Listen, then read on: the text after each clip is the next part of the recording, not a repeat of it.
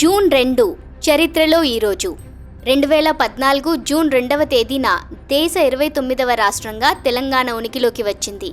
1956 November 1న రాష్ట్రాల పునర్వ్యవస్థీకరణ commission సిఫారసుల మేరకు భాషా ప్రాతిపదికన తెలంగాణ ఆంధ్రప్రదేశ్లో విలీనం చేయబడింది. విలీనం జరిగిన వెంటనే తెలంగాణ ప్రజలు సామాజికంగా, ఆర్థికంగా, విద్యాపరంగా వెనుకబడి ఉన్నారని, ఆ తర్వాత ప్రత్యేక రాష్ట్ర డిమాండ్ కోసం ప్రజలు పోరాటాలు ప్రారంభించారు. ఆ తర్వాత 2009 నవంబర్ 29న చంద్రశేఖరరావు నేతృత్వంలో టీఆర్ఎస్ తెలంగాణ ఏర్పాటు చేయాలని డిమాండ్ చేస్తూ నిరవధిక నిరాహార దీక్ష చేపట్టింది. కేంద్ర ప్రభుత్వంపై ఒత్తిడి పెరగడంతో ఫిబ్రవరి 3, 2010లో మాజీ న్యాయమూర్తి శ్రీకృష్ణ నేతృత్వంలో 5 సభ్యులతో కూడిన కమిటీని ఏర్పాటు చేశారు. ఈ కమిటీ తన నివేదికను 2010 డిసెంబర్ 30వ తేదీన కేంద్రానికి సమర్పించింది. అంతిమంగా తెలంగాణలో భారీ నిరసనలు, ఎన్నికల ఒత్తిడి కారణంగా 2013 అక్టోబర్ 3వ తేదీన యూపీఏ ప్రభుత్వం ప్రత్యేక తెలంగాణ రాష్ట్ర ఏర్పాటుకు ఆమోదం తెలిపింది. 2014 జూన్ 2వ తేదీన తెలంగాణ దేశంలో 29వ రాష్ట్రంగా అవతరించింది. తెలంగాణ మొదటి ముఖ్యమంత్రిగా చంద్రశేఖరరావు ప్రమాణ స్వీకారం చేశారు. తెలంగాణ రాజధాని హైదరాబాద్. ప్రస్తుత రాష్ట్ర ముఖ్యమంత్రి రేవంత్ రెడ్డి. 1988 జూన్ 2వ తేదీన ప్రముఖ హిందీ సినీ నటుడు రాజ్ కపూర్ న్యూఢిల్లీలో మరణించారు. ఆయన 1924 డిసెంబర్ 14న జన్మించారు. పృథ్వీరాజ్ కపూర్ పెద్ద కుమారుడు రాజ్ కపూర్. 14 సంవత్సరాల వయసులో చిత్ర పరిశ్రమలో పనిచేయడం ప్రారంభించిన ఆయన తొలిసారిగా ఇంక్విలాబ్ సినిమాలో కనిపించారు. 1947లో వచ్చిన నీల్ కమల్ సినిమాతో లీడ్ నటుడిగా తొలి బ్రేక్ని పొందారు. రాజ్ కపూర్ నటుడు, నిర్మాత, దర్శకుడు కూడా. రాజ్ కపూర్ తీసిన చిత్రాలలో శ్రీ 420, ఆవారా, సంగం, బాబీ, సత్యం, శివం సుందరం వంటి చిత్రాలున్నాయి. ఆయన తన నటనకు గాను 9 ఫిల్మ్ఫేర్ అవార్డులు అందుకున్నారు.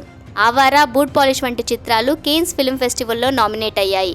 1971లో రాజ్ కపూర్కు పద్మభూషణ్, 1988లో దాదాసాహెబ్ ఫాల్కే అవార్డు హిందీ సినిమా రంగానికి ఆయన చేసిన కృషికి గాను లభించాయి. 1956 జూన్ 2న తమిళ, హిందీ చిత్రాల దర్శకుడు మణిరత్నం తమిళనాడులో జన్మించారు. ఆయన అసలు పేరు గోపాల్ రత్నం సుబ్రహ్మణ్యం. మణిరత్నం సినిమా నిర్మాతగా, దర్శకుడిగా, కథా రచయితగా పేరు తెచ్చుకున్నారు. 2002లో భారత ప్రభుత్వం ఆయనకు పద్మశ్రీ పురస్కారం అందించింది. సాంప్రదాయేతర చిత్రాలకు దర్శకత్వం వహించడంలో ఆయన పేరు తెచ్చుకున్నారు. మణిరత్నం ఉత్తమ చిత్రాల జాబితాలో పొన్నియిన్ సెల్వన్, రోజా, బాంబే, దిల్ సే, గురు, గీతాంజలి, దళపతి, రావణ్, యువ వంటి చిత్రాలు ఉన్నాయి. మణిరత్నం 6 సార్లు జాతీయ అవార్డు అందుకున్నారు. జూన్ 2, 1961లో చంద్రుడిపై అమెరికా మొట్టమొదటి అంతరిక్ష వాహనపు సాఫ్ట్ ల్యాండింగ్ జరిగింది. ఈ రోజున అమెరికన్ అంతరిక్ష సంస్థ నాసా ద్వారా సర్వేయర్ 1 చంద్రుని ఉపరితలంపై సాఫ్ట్ ల్యాండింగ్ జరిగింది. 7 నెలలకు పైగా దాని మిషన్లో సర్వేయర్ 1 చంద్రుని నుంచి 11,000కు పైగా చిత్రాలను పంపింది. సర్వేయర్ 1 పంపిన చిత్రాల నుంచి చంద్రుని ఉపరితలం వేల సంవత్సరాల క్రితం ఉల్క తాకిడి వల్ల ఏర్పడిందని, మానవులను ఈ ఉపరితలంపై పంపవచ్చని శాస్త్రవేత్తలు ధృవీకరించారు. అయితే నాసా మిషన్కు 4 నెలల ముందే అప్పటి సోవియట్ యూనియన్ ఈ ఘనత సాధించింది. సర్వేయర్ 1ని మే 30, 1966లో ఫ్లోరిడా నుంచి ప్రయోగించారు.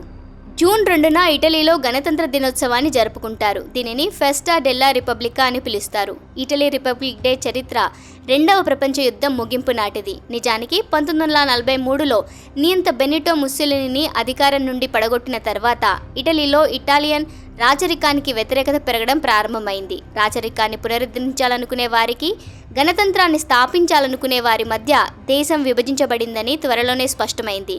జూన్ 1946లో ఇటలీ భవిష్యత్తును నిర్ణయించడానికి ప్రజాభిప్రాయ సేకరణ జరిగింది. ఫలితాలు స్పష్టంగా ఉన్నాయి. 54.3% మంది ఓటర్లు రాచరికాన్ని రద్దు చేసి గణతంత్రాన్ని స్థాపించాలని నిర్ణయించుకున్నారు. కొత్త రిపబ్లిక్ అధికారికంగా 1946 జూన్ 2న ప్రారంభించబడింది. ఆ రోజును ఇటలీ గణతంత్ర దినోత్సవంగా జరుపుకుంటారు.